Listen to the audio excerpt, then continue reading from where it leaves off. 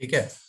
तो कल की लास्ट क्लास में हम एक थ्रेशोल्ड फ्रीक्वेंसी और वर्क फंक्शन के बारे में हमने समझा था कि वर्क फंक्शन क्या होता है कि कोई भी मेटल सरफेस है, उस मेटल सरफेस की मिनिमम एनर्जी, मतलब लाइट, मतलब वो मिनिमम एनर्जी एब्जॉर्ब करने के बाद ही आपका इलेक्ट्रॉन एमिट करेगा।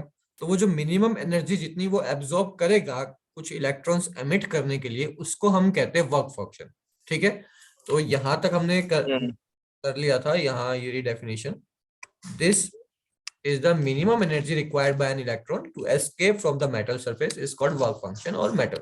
इसके बाद थ्रेशोल्ड फ्रीक्वेंसी लिखी थी हमने। तो थ्रेशोल्ड फ्रीक्वेंसी क्या होती है? It is the minimum frequency required, कि मतलब कोई भी अगर एमिशन होगा ना तो वो थ्रेशोल्ड फ्रीक्वेंसी से ज्यादा होना चाहिए, मिनिमम थ्रेशोल्ड होनी चाहिए। तो अब इसका फॉर्मूला हमने लिखना है। तो इसका फॉर्मूला क्या है? इसको वर्क फंक्शन को हम डिनोट करते हैं डब्ल्यू नॉट से, और इसका फॉर्मूला है एच न्यू नॉट। ठीक है। दोनों ही एक ही बात है, वर्क फंक्शन कह लो चाहे थ्रेशोल्ड फ्रीक्वेंसी कह लो, चीज वही चीज है, मतलब दोनों टर्म्स अलग अलग है। Work function is equals to H nu naught. Work function क्या है? बेसिकली एनर्जी है, मिनिमम एनर्जी है। और फ्रीक्वेंसी क्या है? वो मिनिमम फ्रीक्वेंसी है जिसको हम थ्रेशोल्ड फ्रीक्वेंसी कहेंगे। तो ये फॉर्मूला लिख लो, थ्रेशोल्ड फ्रीक्वेंसी, ये आपका वर्क फंक्शन।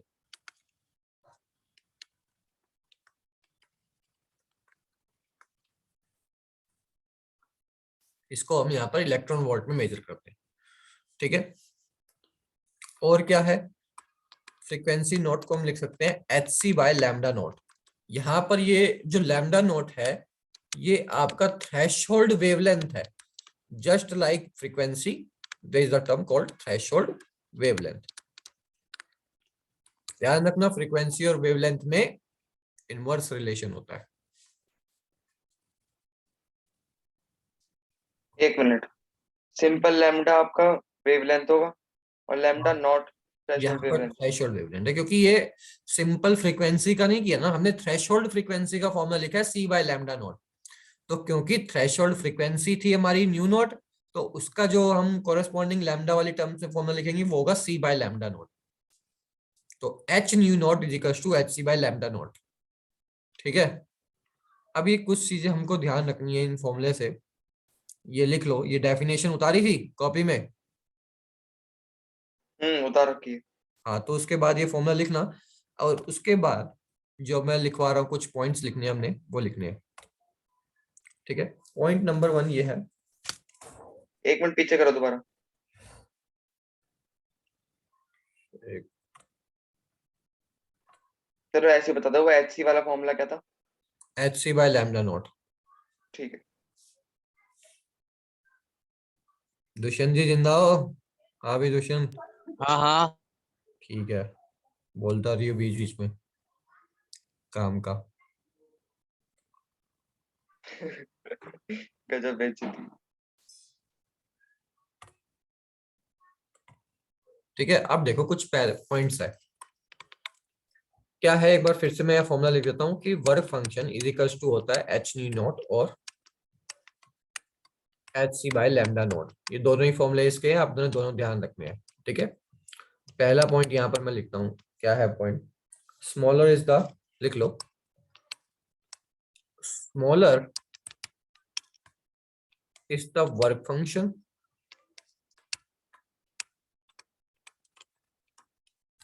कह लो, चाहे थ्रेशोल्ड फ्रीक्वेंसी कह लो।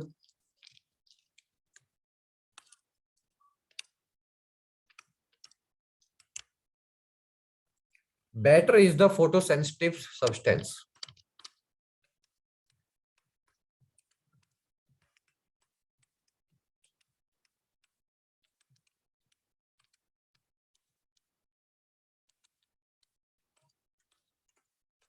ठीक है। तो कहने का मतलब ये है कि मान लो कोई एक फोटो सेंसिटिव सब्सटेंस है भाई। फोटो सेंसिटिव सब्सटेंस है ना, मतलब उसका काम क्या होगा कि कोई भी फोटो उस पे पड़े, फोटो उस पे मतलब फोटोन्स उस पे आए और वो आपका इलेक्ट्रॉन एमिट कर दे। तो जिसका भी वर्क फंक्शन जितना कम होगा, मतलब जिसको एनर्जी जितनी कम चाहिए इलेक्ट्रॉन एमिट करने के लिए, वो उतना ही है। कौन बज रहा है आपका? काट दिया, काट दिया। वो उतना ही अच्छा वो होगा कि मान लो कि एक मेटल है ए, ये तो 5 इलेक्ट्रॉन वोल्ट इसका वर्क फंक्शन है। दूसरा मेटल है बी, एक सेकंड रुको, क्लास में हूँ, बात नहीं करता हूँ, ठीक है, नमस्ते। दूसरा मान लो 10 इलेक्ट्रॉन वोल्ट है, ठीक है। तो अब आप बताओ कि भैया अगर मुझे वही काम जो ए है वो 5 इलेक्ट्रॉन वोल्ट की एनर्जी देने पे कर देगा, दूसरा वाला 10 इलेक्ट्रॉन वोल्ट की एनर्जी देने पे करेगा, तो कौन सा बढ़िया होगा? ए वाला। तो बेसिकली जितना जिसका वेव वर्क फंक्शन जिसका जितना कम होता है वो उतना ही अच्छा फोटोसेंसिटिव सब्सटेंस होता है। अब जो ये वर्क फंक्शन है डायरेक्टली प्रोपोर्शनल है थ्रेशोल्ड फ्रीक्वेंसी के। तो सिमिलरली जिसकी थ्रेशोल्ड फ्रीक्वेंसी जितनी ज्यादा कम होगी वो फोटोसेंसिटिव सब्सटेंस उतना ज्यादा अच्छा होगा। ये बात क्लियर हुई? ठीक है। ठीक है। अब इसको दूसरे तरीके से भी समझ सकते हैं, दूसरे तरीके से कि more is the threshold wavelength,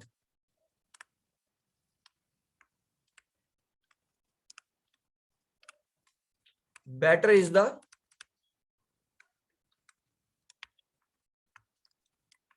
photo sensitive substance. ये लिख लो कि more is the threshold wavelength, better is the photo sensitive substance. जिस किसी की भी वेवलेंथ जितनी ज्यादा होगी आपका वर्क फंक्शन उतना कम होगा, क्योंकि वर्क फंक्शन क्या है? वेवलेंथ के इनवर्स रिलेशन है। तो वेवलेंथ ज्यादा होने से वर्क फंक्शन कम होगा, तो वर्क फंक्शन कम हमको चाहिए। तो अगर दो वेवलेंथ मैं दे दूं कि एक आपको 500 नैनोमीटर है, दूसरी आपकी 1000 नैनोमीटर है, तो 1000 नैनोमीटर वाले का वर्क फंक्शन कम होगा, वो सर ज्यादा फोटो सेंसिटिव सब्सटेंस। हाँ बोलो, क्या कह आवाज रहे आ हो? रही है? हाँ आ रही है, बीच में कट रही थी। शुरू में आपकी आवाज कट के दोबारा रिपीट करो शुरू से। हाँ, तो शुरू अब से रिपीट करो। अच्छा अच्छा, अब आ रही है ना? पता नहीं क्या हो गया ये,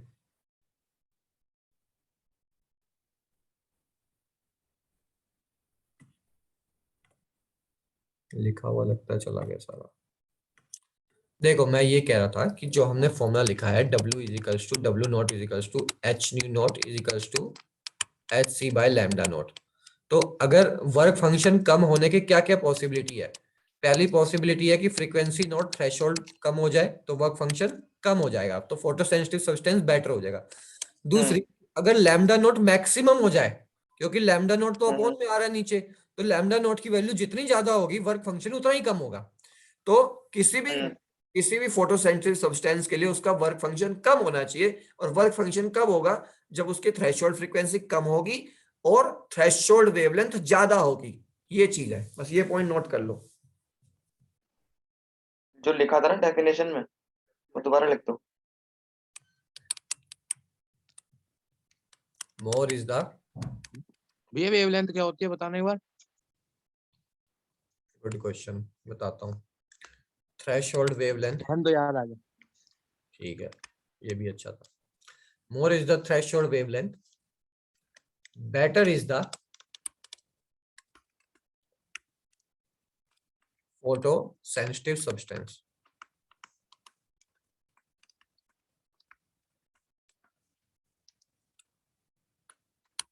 ये लिख लो।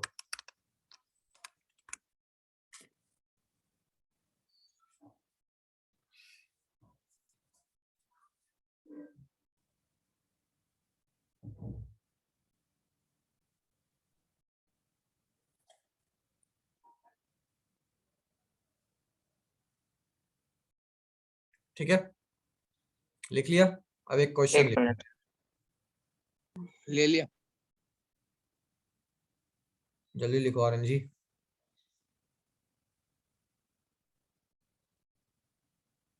हम्म भैया क्वेश्चन है, उन दोनों का क्या चक्कर है वो भी नहीं ले। वो लोग वो जाने।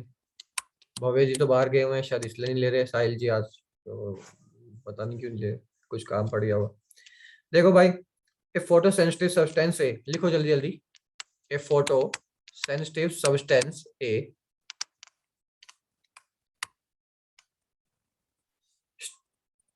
starts emission, क्वेश्चन इतना बड़ा है और आंसर छोटा सा है, start emission as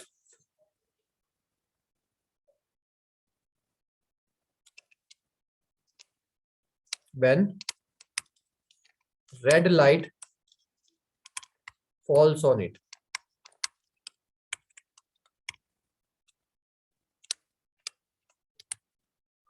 Another photosensitive, ये PS मतलब photosensitive है, ध्यान रखना, अंदर photosensitive substance B starts emission when violet light falls on it.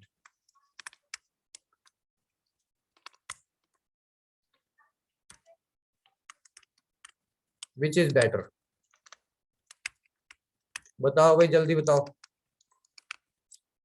एक फोटोसेंसिटिव ए है, एक बी है।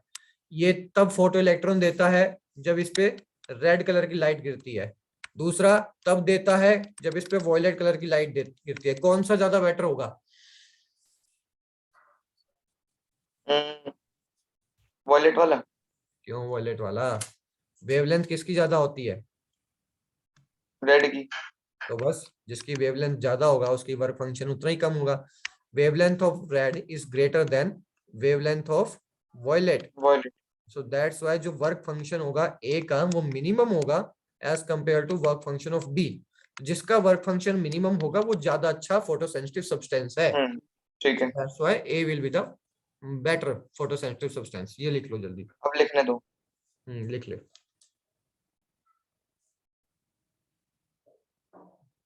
सिमिलरली अगर फ्रीक्वेंसी में पूछ लिया जाए कि ये रेड लाइट है और ये वेव है, तो फ्रीक्वेंसी ध्यान रखना, फ्रीक्वेंसी के टर्म्स में फ्रीक्वेंसी ये इन दो कलर के अलावा और कोई कलर नहीं दे सकते? कलर कोई सा भी देख सकते हैं, आपको विबग्योर के हिसाब से मैच करना पड़ेगा। VIBGYOR, कि कौन सा कलर ऊपर है कौन सा कलर नीचे है। ऐसे देखो, ये B, दोबारा देखो BGYOR। हम दो एक्सट्रीम कलर ले लेते हैं, हम लेके चलते हैं कि लैम्डा R जो है वो बड़ी है किससे? लैम्डा V से। यानी वेवलेंथ क्या हो रही है? वेवलेंथ लगातार इंक्रीज हो रही है। तो मान लो अगर आपको ऑरेंज कलर दे दिया जाए और इधर से ये इंडिगो कलर दिया जाए, तो ऑरेंज कलर की वेवलेंथ ज्यादा होगी इंडिगो से। ऐसे ही मान लो येलो कलर दे दिया जाए और ब्लू कलर दे दिया जाए, तो येलो की वेवलेंथ ज्यादा होगी। तो आपको ऐसे कंपेयर करना पड़ेगा, फिर जिसकी वेवलेंथ ज्यादा होगी वो फोटोसेंसिटिव सब्सटेंस उतना ही अच्छा होगा। ठीक है, क्योंकि उसका वर्क फंक्शन उतना ही मिनिमम है जिसकी वेवलेंथ। ठीक है, ये लिख लिया। तो आगे करें, आगे इंपॉर्टेंट चीज करनी है हमने। अब देखो, जो हमने कल फोटो इलेक्ट्रिक इफेक्ट पढ़ा था, तो फोटो इलेक्ट्रिक इफेक्ट क्या था? बेसिकली दो इलेक्ट्रोड्स थी, फोटॉन्स उस पर फॉल होते थे। इसका काम क्या था? इलेक्ट्रॉन्स को एमिट करना। तो अब वेरियस केस में हम देखेंगे कि अगर हम इंटेंसिटी को बढ़ा दे तो तो फोटो करंट बढ़ेगा कि घटेगा, फ्रीक्वेंसी को बढ़ा दे तो फोटो करंट पे क्या होगा। तो ये सब चीजें हमको अब देखनी है। आ जाओ वापिस अपनी एनसीईआरटी पे।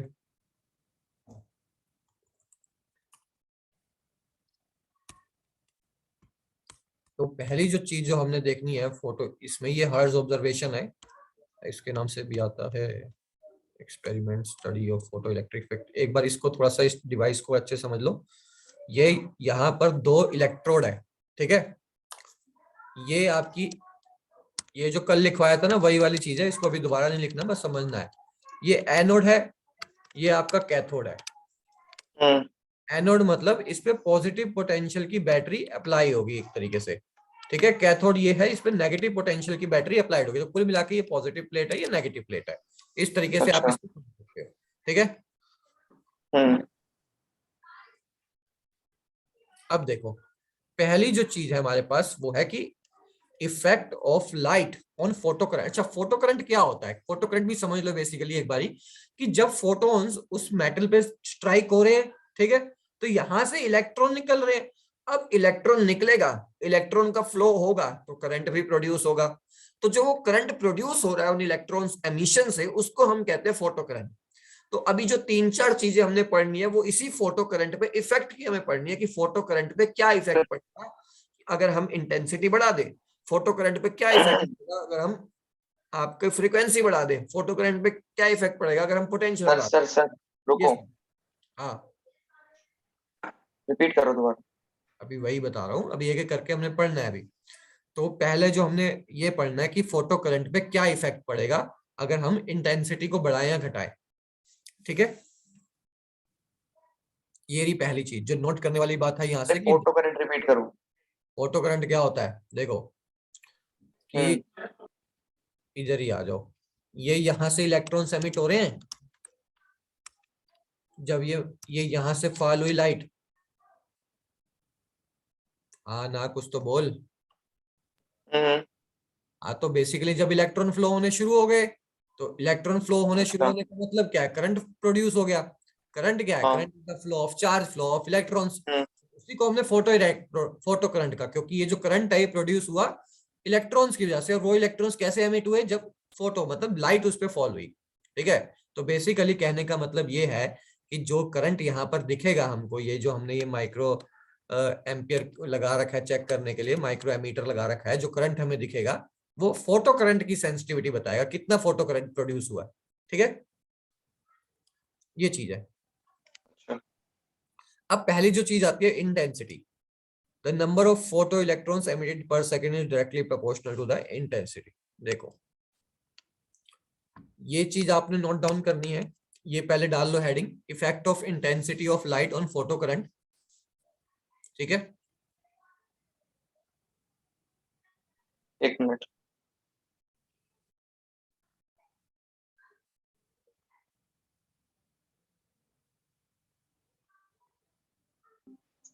भैया इसके नोट्स नहीं मिलेंगे? ये जो लिखवा रहा हूँ बनवा रहा हूँ ये साथ साथ ही है। ठीक है, अब यहाँ पर ये चीज समझ लो कि ये आपने अब इसमें ये चीज मेन नोट करनी है कि the number of photo electrons emitted per second is directly proportional to the intensity of incident radiation। कि मतलब आप इंटेंसिटी बढ़ाओगे तो फोटो करंट आपका बढ़ेगा, और उसके साथ जो कॉपी में आपने बनाना है ये ग्राफ बनाना है साथ साथ। तो ये लाइन लिख लो, एक ही लाइन है तो इसके लिए रुका जा सकता है, कुछ ज्यादा होगा तो इसमें मार्क करा, तो ये इफेक्ट डाल दिया। उसके बाद ये लाइन लिखनी है, number of photo electron emitted per second is directly proportional to the intensity of incident radiation. ठीक है, ये लाइन जो मार्क करी है नीचे लास्ट वाली ये लिखो। उसके बाद ये ग्राफ बनाना है photo current versus intensity of light का। चाहे 2 मिनट। मार्क करके रख लो, बाद में उतार लेना, रुक ये जाओ 2 मिनट। लिखना है।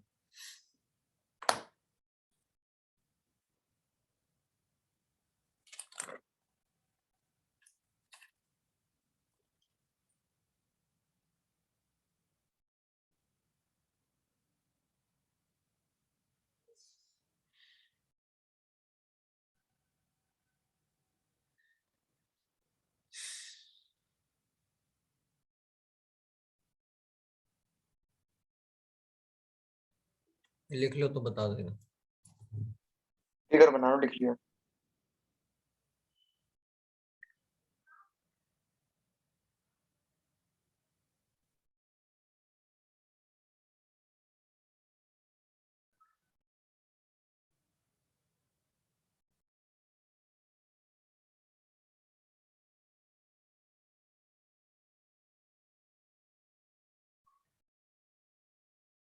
लिख लिया। ठीक है, अब दूसरी चीज एक बार हम ये समझ लेते हैं कि इंटेंसिटी होता क्या है। तो इंटेंसिटी की डेफिनेशन लिख लो, कि इसके बाद लिख लो कि इंटेंसिटी क्या होता है, नंबर ऑफ फोटॉन्स, वो एरिया वाली। एरिया वाली। एक सेकंड रुको। Energy upon area minus time. हाँ, एनर्जी एरिया माइनस 10, नहीं नहीं, यहाँ पर फोटॉन्स है, फोटॉन्स क्या, लाइट है। तो जब कभी भी हम इंटेंसिटी की बात करते हैं तो इंटेंसिटी में ध्यान रखना कि हम पर यूनिट टाइम और पर यूनिट एरिया की बात करते हैं।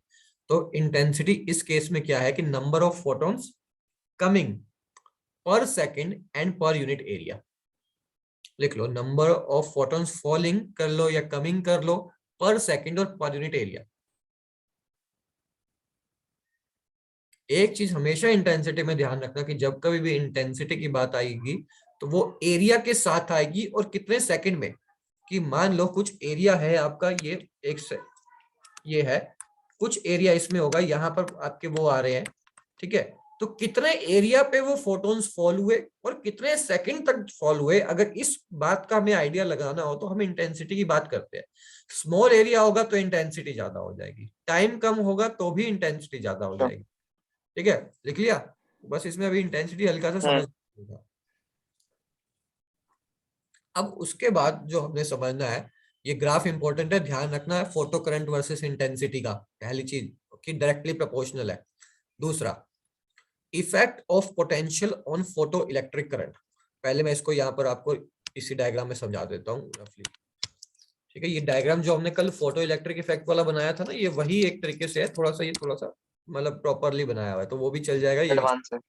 हाँ, ऐसा कहना चाह रहा है। देखो ध्यान से समझो कि ये जो प्लेट है ये आपकी पॉजिटिव पोटेंशियल से जुड़ा हुआ है, इसको बैटरी से यहाँ से ऐसे, ये नेगेटिव, और ये नेगेटिव पोटेंशियल से जुड़ा हुआ है। ठीक है, इस तरीके से ये अभी हमने ध्यान रखना है ठीक है। कि वो पॉजिटिव से जुड़ा हुआ है, वो नेगेटिव से जुड़ा हुआ है।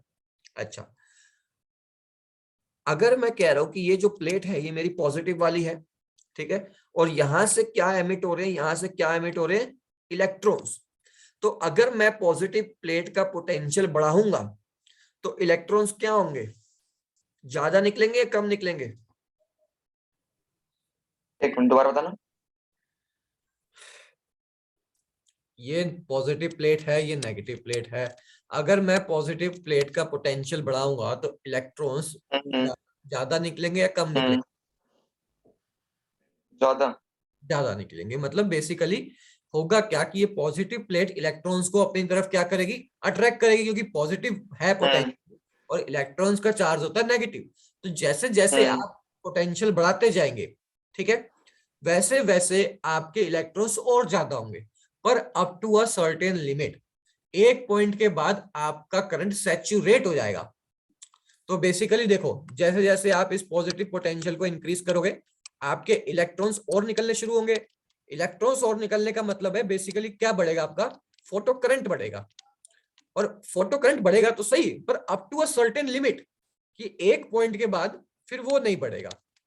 फिर उसके बाद जितना मर्जी आप पोटेंशियल बढ़ा दो, उसकी लिमिट कंप्लीट हो चुकी होगी, फिर वो इंक्रीज नहीं होगा। बात तो कर ये दी। चीज है। तो स्टार्टिंग में क्या होगा, जैसे जैसे आप पोटेंशियल बढ़ाओगे आपका फोटो करंट इंक्रीज होगा। ठीक है, आवाज गई। ठीक। ठीक है। तो पहले हम एक चीज समझ लेते हैं कि सैचुरेशन करंट क्या होता है। The maximum value of photo electric current is called saturation. एक मिनट, ये यहां से ये डेफिनेशन नोट करनी है सैचुरेशन करंट की, कि if we increase the accelerating potential of a plate the photo when, हाँ ये यहां तक सैचुरेशन करंट है। ठीक है, थोड़ा सा इसमें आपको चेंज करनी पड़ेगी लैंग्वेज, इसमें बस ये चेंज करना है मेजर, कि if we increase the accelerating potential of a plate the when photo current does not increase, the maximum value of photoelectric current is called saturation current। मतलब ये नोट डाउन कर लेना, कहने का मतलब वो है कि फोटो इलेक्ट्रिक करंट जब अपनी मैक्सिमम वैल्यू पे पहुंच चुका होगा उसके बाद वो इंक्रीज नहीं होगी। तो वो जो मैक्सिमम वैल्यू होगी ना इलेक्ट्रिक करंट की, उसी को हम सैचुरेशन करंट कहेंगे।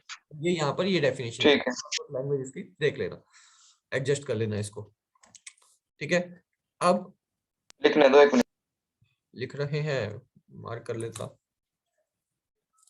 चलो। तो आपके पास। अच्छा, बुक मेरे पास है, चलो लिख लो, जल्दी जल्दी लिख लो फिर। पहले ऊपर डाल देना इफेक्ट ऑफ पोटेंशियल। मैंने तो हेडिंग डाली सैचुरेशन करंट। अरे ये इफेक्ट ऑफ पोटेंशियल में है सैचुरेशन करंट। अच्छा।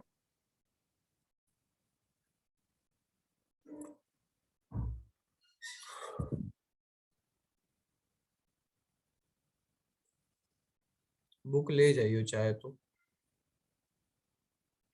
क्या क्या है नहीं वो। क्या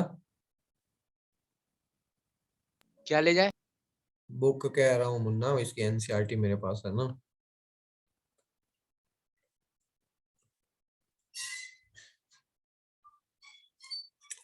सर फीस का क्या सीन चल रहा है?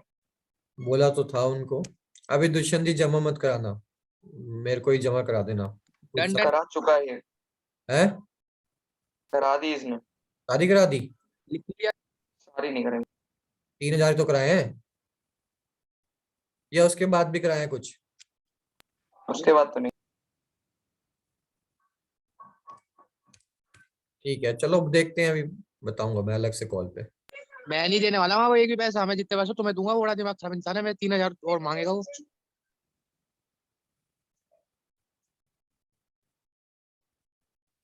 हल्का सा ऊपर करना है, 1 मिनट।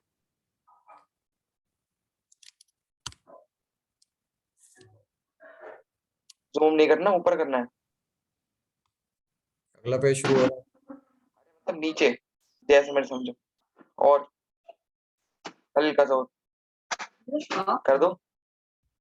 ठीक है, ठीक है। अरे ऐसे तो नहीं बात बन पाएगी।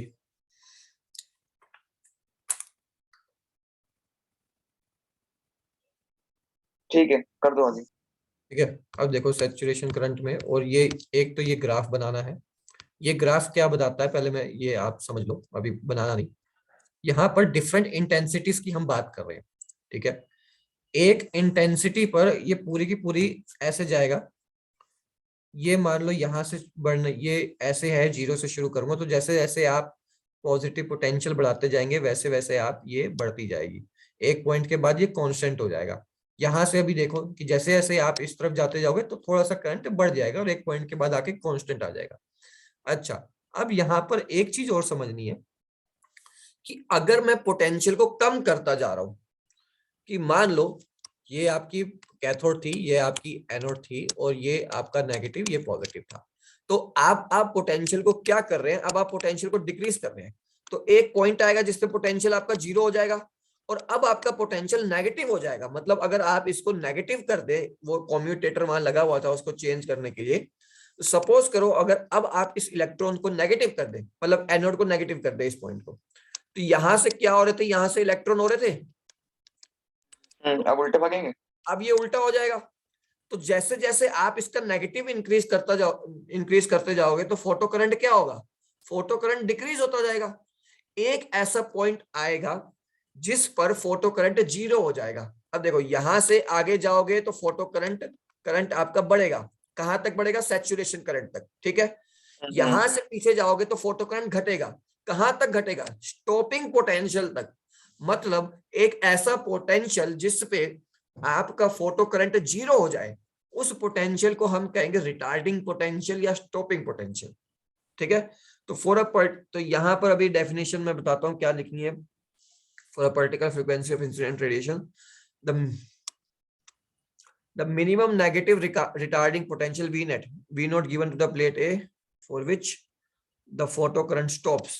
ये यहाँ पर प्लेट ए भले ही मत लिखना, V naught तक लिख लेना, for which photocurrents become 0 is called stopping potential. ये भी डेफिनेशन है रिटार्डिंग पोटेंशियल के बाद। अभी जो पीछे हमने लिखा था, क्या लिखा था, सैचुरेशन करंट।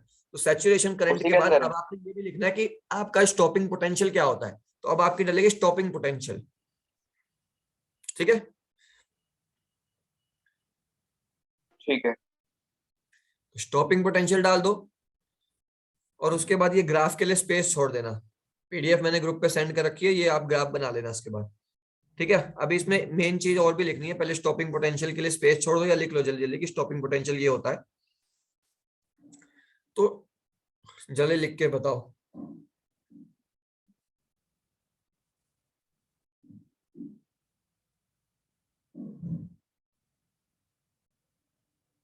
मैंने वो कर दिया, फोटो खींच ली। ठीक है, चले। अब एक चीज ये है कि जब यहाँ पर इलेक्ट्रॉन आ रहे होंगे, मान लो ये इलेक्ट्रॉन एक आया होगा, इसको वापस भेज दिया इसने नेगेटिव पोटेंशियल ने, फिर दूसरे वाले की एनर्जी और ज्यादा थी तो थोड़ा सा और आगे उसको पीछे भेज दिया गया। तो स्टॉपिंग पोटेंशियल वो वाला पोटेंशियल होता है जिसमें जो इलेक्ट्रॉन्स है ना, जो मैक्सिमम काइनेटिक एनर्जी वाला भी इलेक्ट्रॉन होगा ना, वो भी वापस लौट जाए, तो उस पॉइंट पर हमारा स्टॉपिंग पोटेंशियल होगा। बेसिकली स्टॉपिंग पोटेंशियल वो पोटेंशियल है जिसपे करंट पूरी तरीके से 0 हो गया, यानी इलेक्ट्रॉन्स फ्लो हो रहे थे पूरी तरीके से। ये तो मैं 2 मिनट है क्या, कह रहा 2 मिनट में आया। ये क्या बदतमीजी है।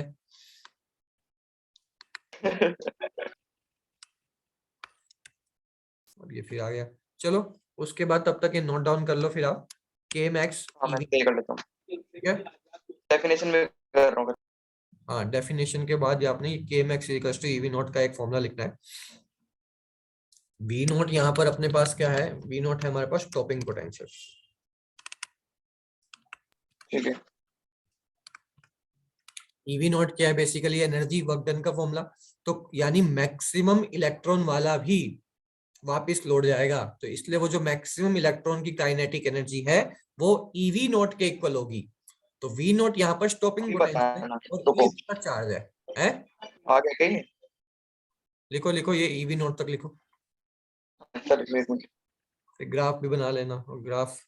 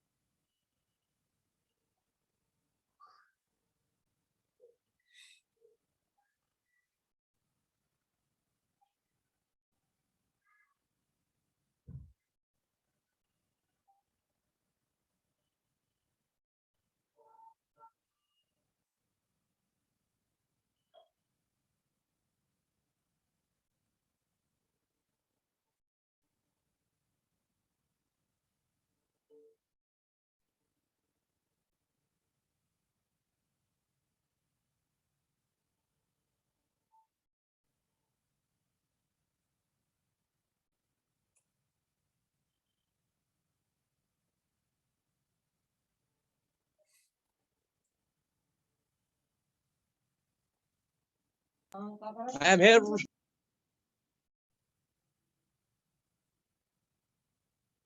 अभी देखते जाओ सब है एक बारी। इसमें सब कुछ एनसीईआरटी में बिल्कुल लाइन से लिखा हुआ है, वही सब उतार लेना बाद में। आ गया दुष्यंत? ठीक है। आगे आगे। ठीक है। तो ये स्टॉपिंग पोटेंशियल समझ में आया। इसका एक फॉर्मूला, बस जो फॉर्मूले बताते जाओ वो नोट करते जाओ। K max is equals to eV naught, ये एक फॉर्मूला है। उसके बाद ये ग्राफ आप लोगों ने बनाना है, ये ध्यान रखना। ठीक है। ये ग्राफ क्या है, देखो एक चीज इस ग्राफ में हमको समझनी ये है कि अलग अलग इंटेंसिटी पे ना आपका वैल्यू अलग अलग होगी। देखो अभी हमने एक चीज पढ़ी थी कि इंटेंसिटी डायरेक्टली प्रोपोर्शनल होती है किसके, फोटो करंट के। तो मान लो कि I3 है, I3 की वैल्यू I1 से ज्यादा है, I2 से ज्यादा है। तो I3 की वैल्यू सबसे ज्यादा है, तो इसका मतलब I3 क्या है, इंटेंसिटी। ठीक है, एक इंटेंसिटी है जो बाकी दोनों इंटेंसिटी से ज्यादा है। तो I3 पर फोटो करंट की वैल्यू सबसे ज्यादा होगी, और इस केस में I1 पर फोटो करंट की वैल्यू सबसे कम होगी, क्योंकि इंटेंसिटी बढ़ने से फोटो करंट बढ़ता है। पर आपका जो स्टॉपिंग पोटेंशियल है वो आपका इंटेंसिटी पर डिपेंड नहीं करता है। चाहे आपकी इंटेंसिटी I3 है, चाहे आपकी इंटेंसिटी I1 है, आपका स्टॉपिंग पोटेंशियल यही है। तो किसी भी सरफेस के लिए मतलब उसका स्टॉपिंग पोटेंशियल फिक्स रहेगा, मेटल सरफेस के लिए इंटेंसिटी पे उस पर कोई अंतर नहीं पड़ेगा। ठीक है। तो ये वाली लाइन जो है, ये मैं मार्क हुई हुई पीडीएफ आप लोगों को भेज दूंगा, ये नोट डाउन फिर बाद में आप कर लेना कि for a given frequency of incident radiation the stopping potential is independent of its intensity.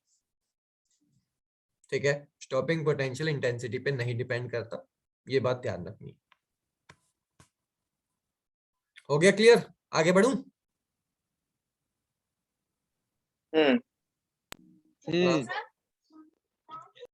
लिख ही लो एक लाइन बस, अभी यही। चलो क्लास ओवर होने वाली है, 1 मिनट रह गया, फिर दोबारा करना ज्वाइन। अब लिखे इसे। हाँ एक लाइन लिख लो जल्दी, for a given frequency.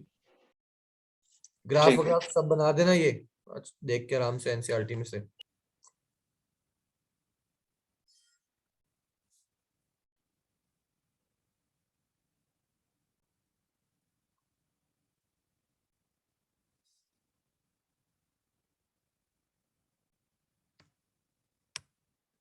Notes बना तो पा रहे हो ना ऐसे दुष्यंत जी, या प्रॉब्लम तो नहीं हो रही ज्यादा?